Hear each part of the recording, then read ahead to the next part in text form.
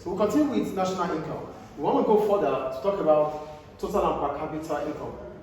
We measure our national income based on what is being produced, but we might need to measure based on individuals within the economy. So to measure to measure our per capita income, we use it the GDP divided by the number of population. That's the number of people living in that country. We have our national income.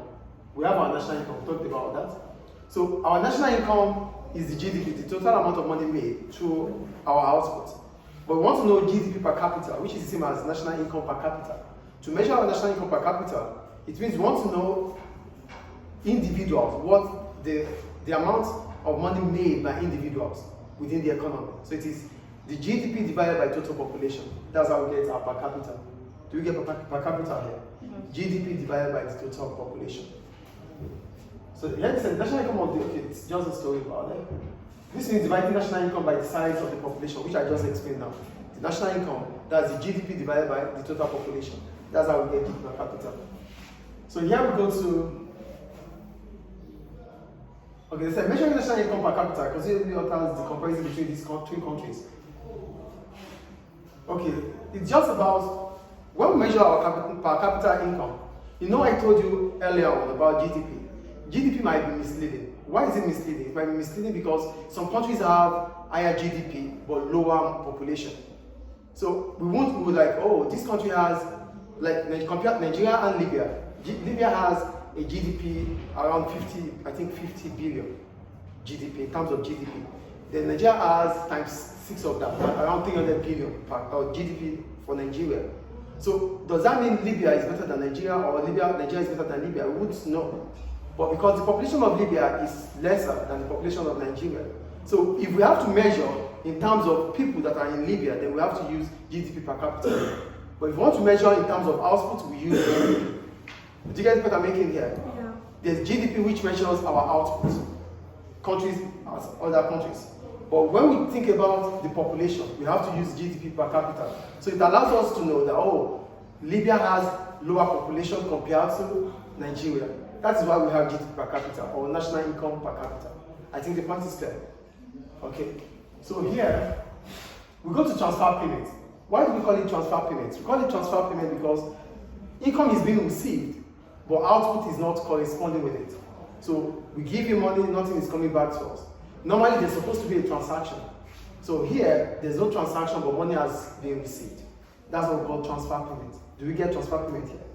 Yeah. Money received without any corresponding output. Is it clear, this? Mm-hmm. So here they wrote, not all types of income are included in the final calculation of national income. And to calculate our national income is simply about the consumption plus investment plus spending plus export minus imports. But when we are calculating that national income, we must not calculate it with transfer payment. Why? Because transfer payment does not has any impact within the economy. Money goes out, nothing is coming in. So we never calculate our national income with transfer payments. And what are the reasons why we must never calculate our national income with transfer payments? Number one, most developed economies have the system welfare payments. Payments are given to individuals by the government if their income falls below a minimum level. For example, if they are unemployed, these payments are given without those who receive them producing anything. So one of the reasons why we have transfer payments is welfare benefits, which simply means countries might give its citizens, or government might give its citizens certain amount of money because they are unemployed. We call it unemployment benefits. So it means I don't have a job, my country gives me money monthly without me producing anything. Output is not produced, so it's a transfer payment. We must not calculate it as part of our national income. Do you understand the first here? Some countries also give money out to other countries, maybe developing countries or vulnerable countries. This will not be considered as part of our transfer payment, or part of our national income, because output is not produced. Another type of income that will not be part of our national income is children who receive pocket money from their parents. You receive money when you come to school without producing anything, or do you produce anything before they give you the money? The money you spend here, your parents give it to you as pocket money or allowance. This amount of money will not be calculated as part of our national income because you receive the money without doing any job for your parents. Do you understand the second reason here? The third one, an individual selling a second-hand car receives money, but no car is created. I sold my BM car. It's a second-handed car. So I received money, but I did not produce the BM car. It has been produced long ago. So these payments are considered as transfer payments, and they would never be recorded as part of our national income. Are they clear? So do we understand transfer payments now? Payments that are made or income that are received without corresponding output. Pocket money, social benefit like unemployment benefits, welfare benefits, and a sale of second-hand cars. These things, money are received, but nothing was created in the course of receiving them. Are they clear? Any question, please? So that takes us to why national income. Okay, we talked about why national income is. I wrote about why national income is measured, right? So what are the reasons why we measure the national income? National income is a measure of the output, expenditure, and income of an economy. So why do we measure our national income? Why do we measure our national income? We measure it when we have to compare country A with country B. That's one of the reasons why we measure it. And with national income figures, we are able to know how the economy works or the performance of the economy.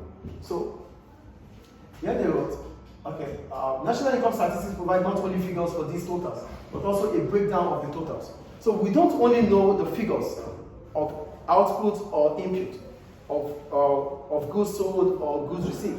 We also know the analysis of each output. That is why we have national income. Another reason why we have national income are one, academic economists use them to test hypotheses and build models of the economy. This increases their understanding of how the economy works. So the first reason why we need to measure the national income is that it can be used to understand how the economy really works. Oh, what is happening with our economy? Oh, we have goods produced, we have services rendered. We've measured our GDP, we know our GPA. All these things are transactions. So with the measurement of our national income, we would be able to understand how our economy is working. Do you get the point or not? Yeah. We calculate our GDP, we calculate our GVA to be GDP plus products with earnings from abroad. So we know that our GDP value has increased to become GVA because we have analyzed that we have earnings from abroad. So all these things allow us to know the figures and how our economy works. The second one, government firms and economists, these are economic agents. They use the figures to forecast changes in the economy. These forecasts are then used to plan for the future. The economy has to be planned for. So with our national income, we can plan ahead of what will happen in the future. Because we have figures for now. We have figures of the past. So we can use figures of the past and figures of now to plan for the future. Do you get the point I'm making here? The first reason why we need to measure our national income is that it allows us to know how our economy works. Things that happen within our economy, we can get to know them. The second one is that government, economies, businesses can use it to plan for the future. Do you get the second point here?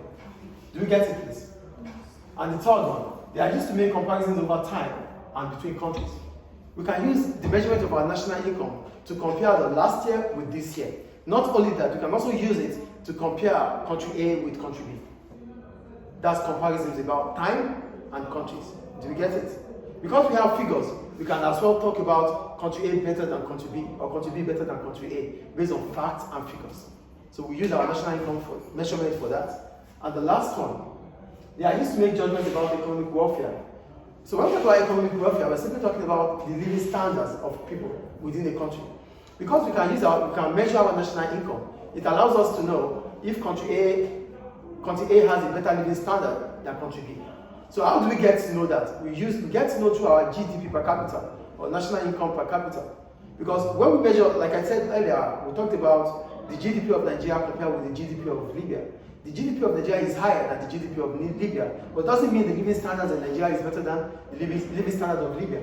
So with the national income per capita, we would get to know which country lives better than another. Do you get the point I'm making here? So with the population of Nigeria compared with the population of Libya, Libya will have a better living standard than Nigeria. Do you get the point we're making here? So with national income, we will be able to know the welfare of each country, and we can use it to compare it. Is it clear? Any question about it? So that takes us to the accuracy of national income in the next class.